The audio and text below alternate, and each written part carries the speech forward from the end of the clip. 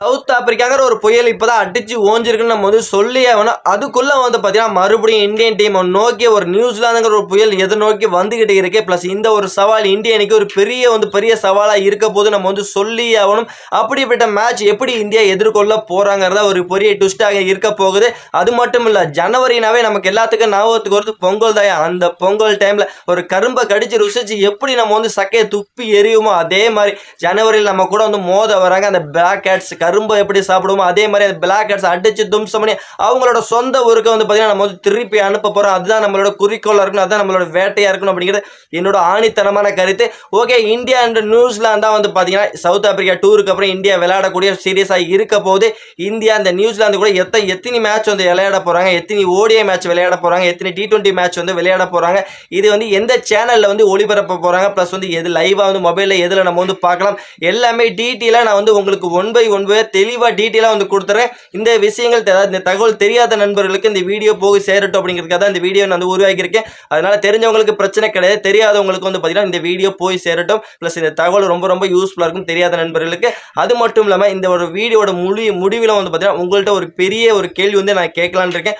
அந்த கேள்விக்கு நீங்கள் உங்களோட பதில் எந்த அளவுக்கு இருக்க போகுது அப்படிங்கிறது நீங்கள் வந்து வீடியோ முழுசாக கடைசி வரைக்கும் பார்த்தீங்கன்னா தான் தெரியும் அந்த வீடியோ உங்களுக்கு எந்த அளவுக்கு யூஸ்ஃபுல்லாக இருக்குது. அந்த வீடியோக்கு உங்களால் பதில் சொல்ல முடியுமா முடியாதா அப்படிங்கிறத இந்த வீடியோ கடைசியில் எண்டில் நம்ம வந்து பார்த்து தெரிஞ்சுக்கலாம். அதுக்கு முன்னாடி இப்போ தான் நீங்கள் வந்து ஃபஸ்ட் டைம் நம்ம சேனலுக்கு வரீங்கன்னா நம்ம சேனலை அப்படியே சப்ஸ்கிரைப் பண்ணி லைக் பண்ணி ஷேர் பண்ணி உங்கள் சப்போர்ட்டையும் அதனையும் கொடுத்தீங்கன்னா ரொம்ப யூஸ்ஃபுல்லாக இருக்கு நண்பர்களே. வாங்க தெளிவாக நம்ம வந்து வீடியோ முழுசா பார்த்துடலாம். வணக்கம் நண்பர்களே, சவுத் ஆப்பிரிக்காவை ஓடிஐ ஃபார்மேட்ல சும்மா வெறித்தனமா வேட்டையாடின விராட் கோலி, ரோஹித் சர்மா ரெண்டு பத்தியும் பார்த்தீங்கன்னா மறுபடியும் கம்பேக் பண்ண போறாங்க. இன்னும் ரொம்ப நாள்லாம் காத்திருக்க வேணாம், ஒரு 20 நாள் மட்டும் காத்திருங்க. பிளாக் கேட்ஸை வெறித்தனமா வேட்டையாட வந்துகிட்டே இருக்காங்கன்னு சொல்லி ஆகணும். நாம் ஜனவரி 11ஆம் தேதி அவங்கள மறுபடியும் இந்தியன் டீம்ல வந்து வெறித்தனமா ஆட்டத்தை நம்ம வந்து பார்க்க தான் போறோம். அதற்கு முன்னாடியே வந்து பார்த்தீங்கன்னா யார் தான் இந்தியன் டீமுக்கு விளையாட போறாங்க, இந்தியன் டீமுக்கு இந்த சவுத் ஆப்பிரிக்கா தொடர் இப்பதான் முடிஞ்சிருக்கு. பிளஸ் இன்னும் ஒரு 20 நாள் கேப் இருக்கு. அந்த 20 நாள் கேப்புக்கு அப்புறம் தான் இந்தியா வந்து ஒரு சீரீஸை விளையாட போறாங்க. அது நியூசிலாந்துக்கு அகைன்ஸ்டா விளையாட போறாங்க.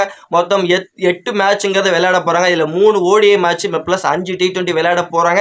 T20 வேர்ல்டுக்கு முன்னாடி கடைசியா இந்தியா விளையாடக்கூடிய கடைசி சீரீஸ் இதுவா இருக்க போது அது ஒரு பயிற்சி ஆட்டம் மாதிரி ஒரு 5 T20 விளையாட போறாங்க. ஸோ மாசு காமிக்க போறாங்க. இந்தியன் டீம் நியூசிலாந்து ரெண்டு டீமுக்கும் வந்து பார்த்தீங்கன்னா ஒரு பெரிய ரெக்கார்டுங்கிறதே இருக்கு. பிளஸ் இதுல குறிப்பிட்டு நம்ம வந்து சொல்லி ஆகணும் அப்படின்னா நியூசிலாந்து அண்ட் இந்தியா T20 வச்சு நீங்க வந்து பாத்தீங்கன்னா நியூசிலாந்தை தோக்கடிக்கிறதுக்கு இந்தியன் டீமுக்கு 10 வருஷம் எடுத்துட்டாங்க. T20ங்கிறது அறிமுகம் ஆனதுல இருந்து வந்து பாத்தீங்கன்னா இந்தியன் டீமுக்கு அவங்களுக்கும் வந்து பாத்தீங்கன்னா ஏக பொருத்தமா இருந்தது. இந்தியன் டீமால நியூசிலாந்தை வீழ்த்த முடியாத ஒரு இதா இன்டர்நேஷனல் மேட்ச்னு வந்துட்டாவே T20ல நியூசிலாந்து வேற லெவலா இருந்தாங்க. பிளஸ் எல்லா 10 வருஷத்துல நியூசிலாந்தை இந்தியாவால ஜெயிக்கவே முடியல. அதுக்கப்புறம் தான் இந்தியன் டீம் வேற லெவலில் கம்பேக் பண்ணி ஜெயிக்கவே ஆரம்பிச்சாங்க நியூசிலாந்து. அப்படிப்பட்ட அணி இந்தியாவுக்கு மறுபடியும் கம்பேக் பண்றாங்க. 2023ல பார்த்திருப்பீங்க, டெஸ்ட் சீரீஸ் உள்ள என்ட்ரி கொடுத்து இந்தியன் டீமை ஒயிட் வாஷ் பண்ணிட்டு போனாங்க. மறுபடியும் கம்பேக்ங்கிறது கொடுக்குறாங்க. 3 ஓடியை வந்து விளையாட போறாங்க. 3 ஓடி என்னைக்கு வந்து ஸ்டார்ட் ஆக போகுதுன்னா முதல் ஓடியை பார்த்தீங்கன்னா ஜனவரி 11ஆம் தேதி வந்து பார்த்தீங்கன்னா முதல் ஓடிஐ மேட்ச் வந்து விளையாட போறாங்க இந்திய அணி. 2வது ஓடிஐ மேட்ச் வந்து பார்த்தீங்கன்னா ஜனவரி 14ஆம் தேதி 2வது ஓடிஐ மேட்சுக்கு வந்து விளையாட போறாங்க. 3வது ஓடிஐ ஜனவரி 18ஆம் தேதி 3 ஓடிஐ வந்து கம்ப்ளீட் ஆகுது.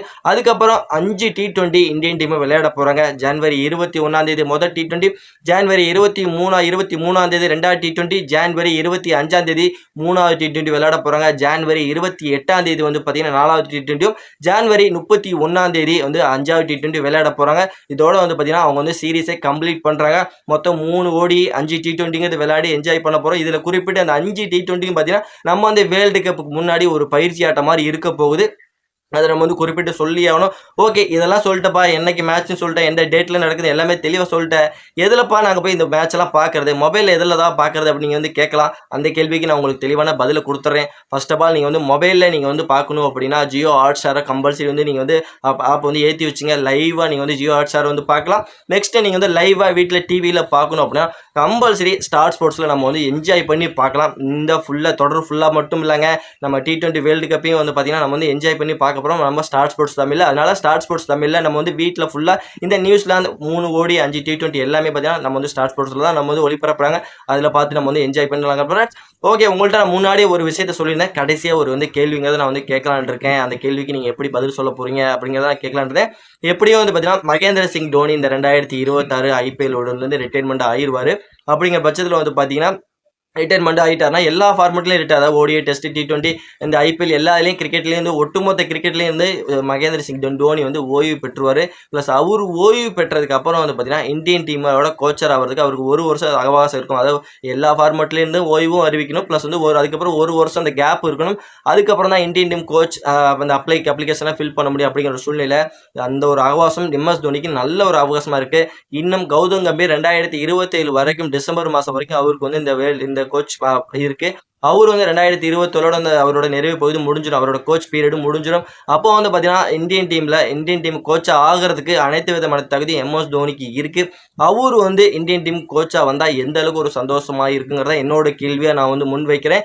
அவருக்கு அந்த தகுதி இருக்கு, தகுதி வரைக்கும் வாய்ப்பு இருக்கு. இந்த 26ல் அவர் அவரோட அந்த IPL கரியரை முடிச்சிருவாரு. ப்ளஸ் எல்லாவதும் முடிய போகுது அப்படிங்கிற பட்சத்தில் அவரு 2027க்கு அப்புறம் இந்தியன் டீமோட ஹெட் கோச்சா வந்தா எந்த அளவுக்கு இருக்கும், ப்ளஸ் ஹெட் கோச்சா வந்தா எந்த அளவுக்கு மாசு காமிப்பார் அப்படிங்கிறத தான் என்னோட கேள்வியா இருக்கு. அவர் வருவாரா வரமாட்டாரா, வந்தா எந்த மாதிரி இருக்கும் அப்படிங்கிறத என்னோட கேள்வி. அதற்கான பதில் வந்து நீங்க வந்து கமெண்ட் செக்ஷன்ல மறக்காம வந்து கமெண்ட் பண்ணிருங்க நண்பர்களே.